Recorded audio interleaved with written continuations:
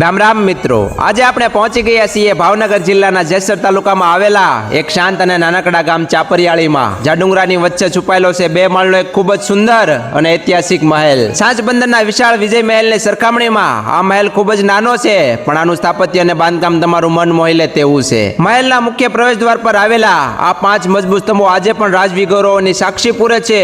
જો કે અહીં કોઈ શિલાલેખ કે તકતી જોવા નથી મળતી, પરંતુ આનું બાંધકામ જોઈને એવું ચોક્કસ કહી શકાય કે આ નિર્માણ પણ ભાવનગરના મહારાજા સર કૃષ્ણકુમારસિંહજીના સમયગાળામાં જ હોવું જોઈએ. જ્યારે તમે આ મહેલના ઓરડામાં અંદર જશો ત્યારે આજે ત્યાં જૂના જમાનાના લાકડાના કબાટ અને તેના પુરાવા જોવા મળે છે, જે તે સમયની કારીગરી દર્શાવે છે. અહીંથી સીડીઓ વાટે આપણે આ મહેલના બીજા માળે પણ જઈ શકીએ છીએ. બીજા માળે પહોંચતા એક અદ્ભુત દ્રશ્ય સામે આવે છે.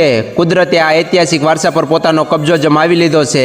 મહેલની દિવાલો અને છત પર વડ અને પીપળા જેવા વૃક્ષો ઉગી નીકળ્યા છે, જે આ જગ્યાને એક અલગ જ રહસ્યમય અને જૂનો લુક આપે છે. આ મહેલનું બાંધકામ અને ડિઝાઇન જોઈને દિલને ખૂબ જ આનંદ થાય છે, પરંતુ દુઃખની વાત એ છે કે યોગ્ય જાળવણીના અભાવે અંદર અત્યારના સમયમાં ખૂબ જ ગંદકી જોવા મળે છે. જો આ ઐતિહાસિક ધરોહરને થોડી સંભાળ લેવાય તો આપણો એક અદ્ભુત વારસો બની શકે છે. તો મિત્રો, આ વિડીયોનો યોગ્ય જગ્યા સુધી પહોંચાડો.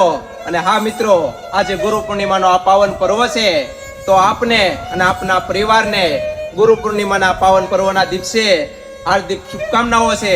અને હા મિત્રો, જો આપને આ વિડીયો ગમ્યો હોય તો આપના પરિવાર અને મિત્રો સાથે શેર જરૂર કરજો. તો ત્યાં સુધી બધાને હર હર મહાદેવ.